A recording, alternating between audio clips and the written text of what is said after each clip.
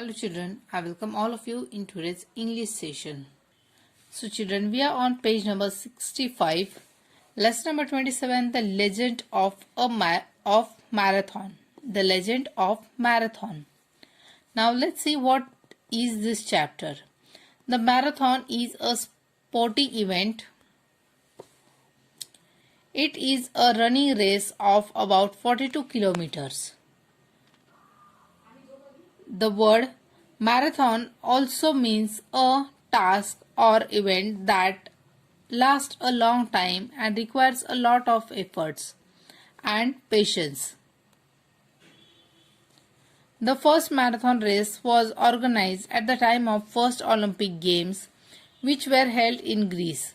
The marathon was started in the memory of legendary Greek hero Pheidippides, who had carried an important message from the Battle of Marathon to Athens. Given below is the story of his famous run from Marathon to Athens. We do not know whether the story is historically accurate, but it has inspired many generations of sportsmen. About 2500 years ago, Persia was a mighty kingdom. Their large army had landed in the bay near the town of Marathon. The target was Athens, a city-state in Greece. Athens had a small army compared to the Persian ones, but the Athenian soldiers were very brave. They had faced the Persians before, but they needed help from other Greek kingdoms now. They decided to send a special messenger to the neighboring kingdom of Sparta.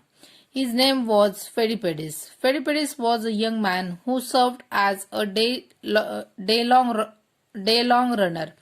He ran to Sparta like the wind. He covered the distance of nearly 100 kilometers in a day. But alas, the people of Sparta were busy with some ceremonies. They did not want to join the battle immediately. Pheidippides took his message back to Athens with a heavy heart but on light feet. Again he ran 100 kilometers within a day.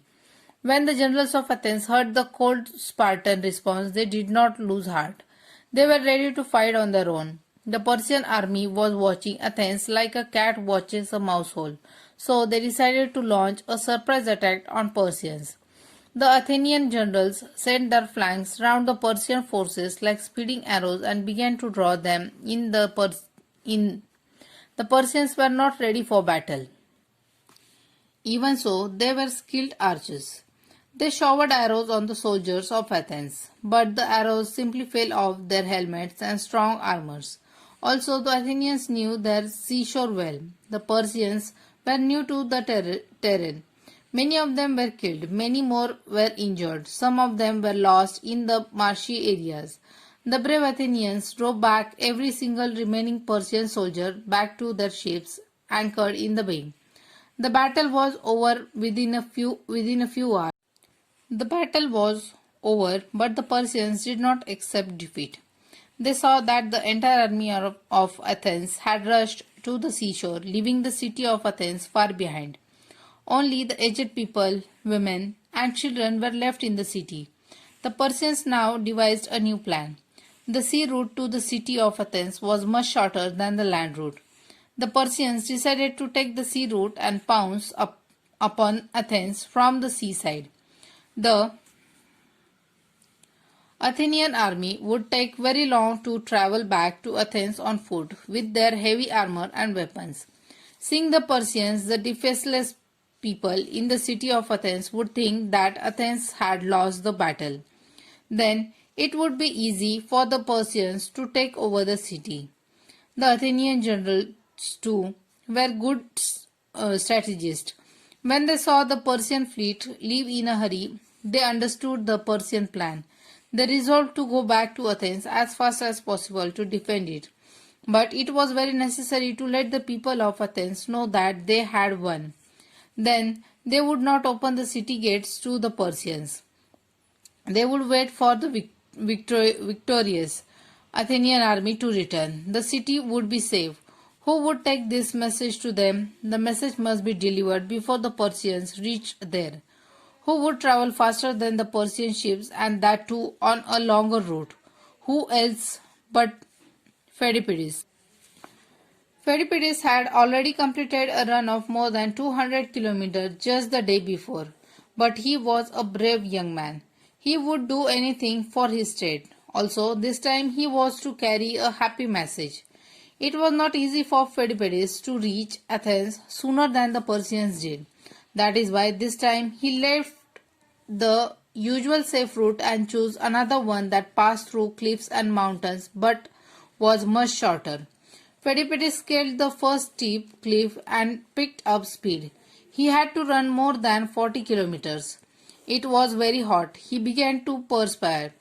There were some shady olive trees on one side of the road, but Pheidippides couldn't wait, couldn't rest. He just ran on and on. His heart began to beat faster. He became weak with hunger and thirst, but he didn't stop. At last, Pheidippides came within the sight of city gates of Athens. He was successful in the mission. He had reached before the Persians. The people of Athens threw open the gates of Pheidippides. What happened, Pheidippides? Did you bring good news or? Yes, yes, joy to you. We won. We won. As soon as Pheidippides had delivered this message, he collapsed, never to rise again. He had laid down his life in the service of Athens.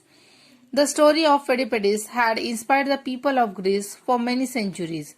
His historic run from Marathon to Athens became a legend.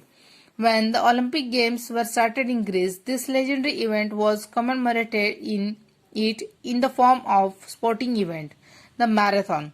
Today, marathons are arranged in many countries. When you see one or when you are old enough to take part in one, remember the first marathon runner.